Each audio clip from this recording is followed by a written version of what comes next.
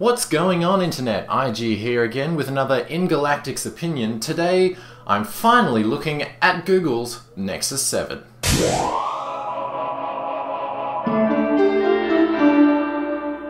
Now, I realise that there are a vast myriad of Nexus reviews out there, and that's mainly because the Nexus 7 is probably the most popular budget Android tablet that's ever been put out by really any manufacturer. The Amazon Kindle Fire came close, but as far as build quality and the openness of the ecosystem, the Google Nexus 7 really beats the Kindle Fire out as far as bang for buck. So, I'm going to be reviewing this tablet from the point of view of everyday use, not so much about a list of specs and what it's good at and what it's not, but I'm going to be talking about the way I've been using it for the last month or so. I've really gotten used to this tablet, and integrating it into my digital life has been interesting and very satisfying. I've definitely got to say that this is the best gadget that I've ever owned as far as just the sheer portability of it, the performance, and the battery life have been probably the biggest things that you'll hear about this tablet, both from me and from plenty of other reviewers out there. So with all that in mind, let's get down to the review and see what this Nexus 7 has to offer. Now, if you haven't already got one,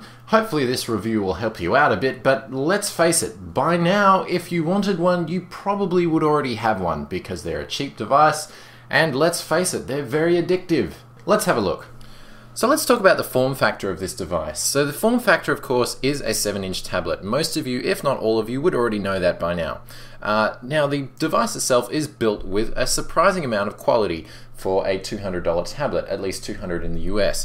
This is the 16 gig version, and because of the fact that I am in Australia, it costs around $315-ish, about $300. You can pick it up for probably cheaper than that now, but in the US, of course, this would be the $250 version, as opposed to the $199 version of the 8 gig.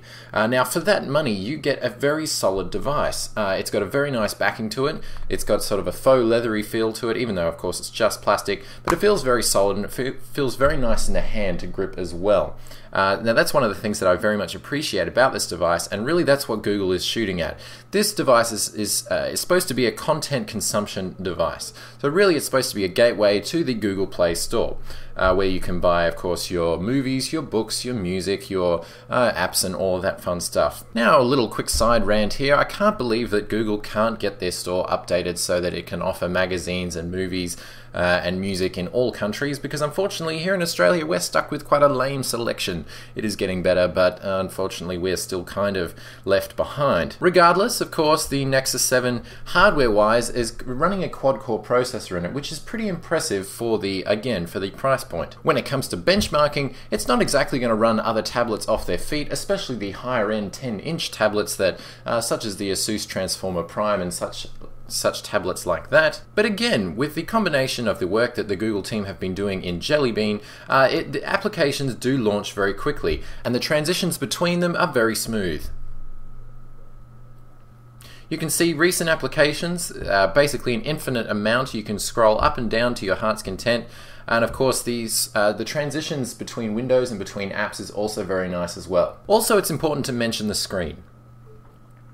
The screen, in my opinion, is what is going to make or break a touchscreen device. Because, let's face it, most of the time with a touchscreen device, you're spending a large majority of your time looking at, poking at, and trying not to destroy the screen. So with that in mind, let's take a closer look at this thing. Now, apart from the fact that you can see my lovely fingerprints all over it, the actual, the pixels per inch is about 216 pixels per inch.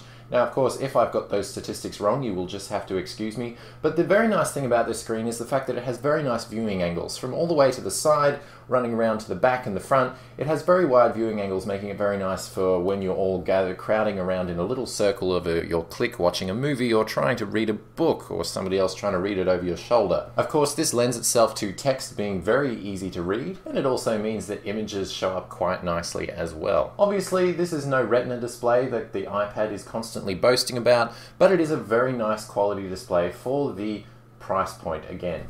Again, the success of the Nexus 7 has been owed largely to the fact that it is running Android 4.1 Jelly Bean. So, and then that's what I'm going to talk about next. Coupled with the hardware specs that you are running, the quad-core processor, the lovely screen, and obviously you've got Wi-Fi in there as well, Bluetooth and all the other connectivity options that you could want, bar the 3G and mobile data and or 4G, you have it sitting on Android 4.1, which is of course the latest of the Android operating system as of the date of this video. What does this mean for the end user? Basically, like I mentioned before, very smooth transitions. So you can see just between changing home screens, between changing apps, between changing apps that you've previously opened, everything is butter smooth. And why did I say butter? Well, because Project Butter is the idea behind Android 4.1 of making those transitions very smooth. Of course, performance is going to be very nice on this tablet regardless, just because of how impressive the specs and the combination of processing power and RAM that you do have on this tablet.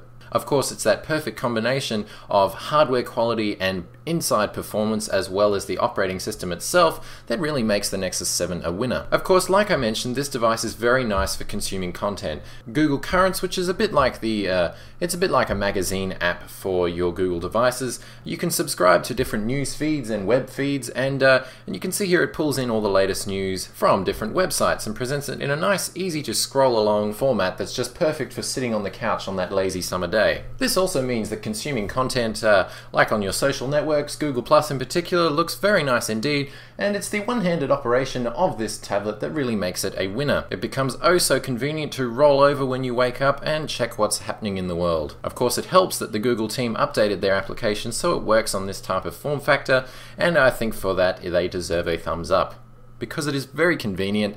And honestly, that's what I've enjoyed most about this tablet. So what else comes as standard with Android 4.1? Well, basically you've got your Google applications down in the bottom corner here. Of course, you have Chrome web browser as your standard web browser. With your most visited, bookmarks, and your other devices, of course, it syncs up with your other devices there as well. So you can see I have my laptop and my Ubuntu system synced to my Google account there, so I can pull down my web history and also bookmarks there as well, making it very convenient for web browsing. And then you've got most visited and your bookmarks there. So you can see that the load times of the Chrome web browser as opposed to the previous Android stock web browser is actually improved. And of course, this also helps because you have that extra hardware power there as well.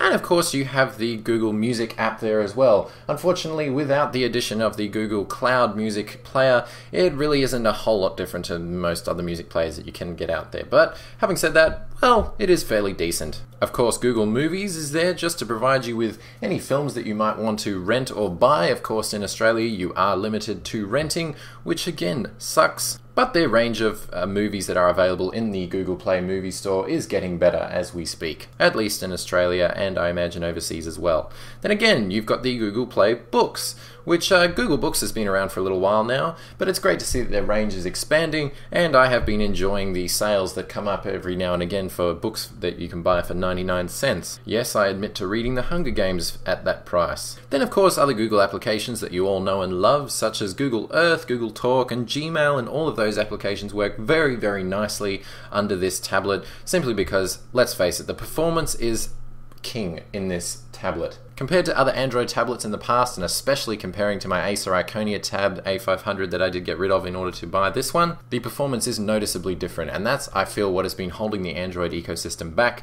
is just the fact that, let's face it, iPads have been quite a bit snappier as the hardware and the software are of course built together. Because of the fact Google has control over both the hardware and the software of this device, you're not only going to get updates a lot quicker than every other Android device out there, you're also getting a much better out-of-the-box experience, simply because A, it's vanilla Android, and B, it's a Google hardware device, even though technically they employed Asus to manufacture the device. Moving right along, of course, we have our YouTube app as well. I'm not going to spend time covering stock Android apps too much because you know how it all works. But I feel that it's very important that I point out that this device is not supposed to be a content creation device. If it comes to typing out your documents, scheduling appointments all the time, touching up photos, although you can do it quite nicely, this device really isn't the best out there as far as content creation creation is concerned. You definitely want a larger screen tablet because the 7-inch form factor can get a little bit clumsy if you're trying to type things just with thumb typing. Having said all that, it's actually quite a bit easier to thumb type on this thing just because the keyboard is bigger.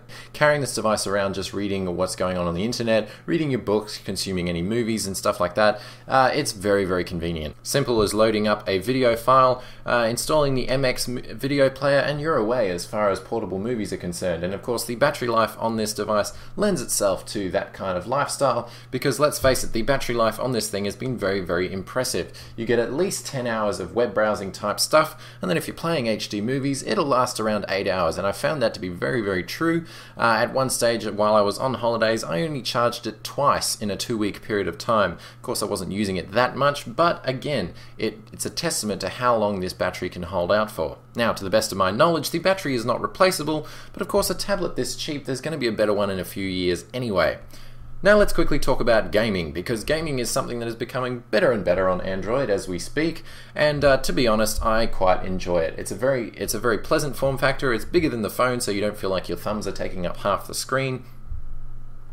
And also, like I said, the graphics chip of the device also really helps it out as far as performance is concerned. Now when it comes to the Riptide game, which I have here, it is a few bucks to download off the store, but you can see that the graphics are very, very smooth, the frame rates are fantastic, and you can even adjust the resolution to suit your needs. And not only that, you also enjoy a few water splashes here on the screen as well. Just a bit of a testament to how powerful this device really is. Of course, if you want an application that really tests out the graphics capabilities of this NVIDIA Tegra graphics processor, then you look no further than Dead Trigger. Of course, Dead Trigger being a fantastic zombie shoot 'em up that's really designed around the in-app purchasing model. So you can see here just the crisp detail of all of these different levels is pretty amazing to behold. The fluidity of the graphics and the different effects, including reflections and particle dust and all of that fun stuff, is all here at your disposal.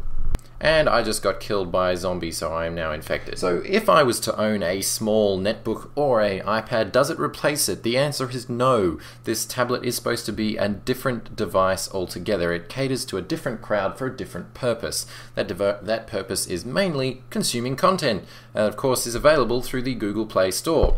Of course, the Google Play Store is constantly getting better and better when it comes to its content offering. So for that alone, it's worth having a go. But not only that, what I like about this tablet, of course, really with all Android devices, as opposed to the iPad, if you want to throw your own stuff on here, it's not terribly hard to do. It's as simple as plugging in a USB port and throwing up your file browser and dragging files over, copy-paste, as opposed to the very complicated process that you have to go through with iTunes and the iPad and converting the video file and all of that crazy stuff. It's definitely one of the best Android devices that has come out recently, and I'm definitely looking forward to seeing more and more from the Google Nexus line because it really represents a whole different quality of Android devices. Okay, so I feel a slight disturbance in the force when it comes to the comments section below, so I'm going to cover some just quick fundamental questions just to help you guys out a bit. Is this Nexus 7 an iPad killer? Yes and no. Yes, if you're talking about the quality of the device and the applications that are offered. The level of quality in the Android apps now that especially are being presented with Jelly Bean 4.1 and the ones that are more tablet specific is definitely getting better and better. That's not to say that there is a boatload of crap in both the Apple Store and the Android Store. Probably more so in the Android Store. No, is this device a iPad killer? Because, like I said, it's content consumption, not creation. Apple has some fantastic apps for creating content on your device and using your device like you would a laptop. This is definitely a companion device in that you're not going to want to stay away from your computer for any extended period of time because you will want to change out the content, especially because of the fact you do have limited storage there. However, the device quality and the amount of hype really does live up to an Apple product, and for that I definitely give Google a huge thumbs up because they deserve it. I really appreciate what this device is, what it does, and the audience that it caters to, because honestly in our digital lives it's becoming easier and easier to throw this kind of stuff into a very portable form factor that's easy to carry around and it's easy to enjoy content on. Feels very natural, and you don't even think twice about the device you're using because you're simply involved in the content. I'm starting to sound like an advertisement. So over the next couple of months-ish, I'm going to be having a look at some of the applications that I've really enjoyed on this tablet, and some applications hopefully that you'll be able to use on your smartphone and on your tablet, phablet, whatever. So once again, thank you all for watching. Like this video if you like the content, subscribe if you like to see this content on a regular basis, and of course leave your comments below as to what you think the best tablet experience is. So let me know in the comments below, and with that I shall catch you all later with another Linux distro review, app review, game reviews, and Android app reviews. Peace out, ladies and gentlemen.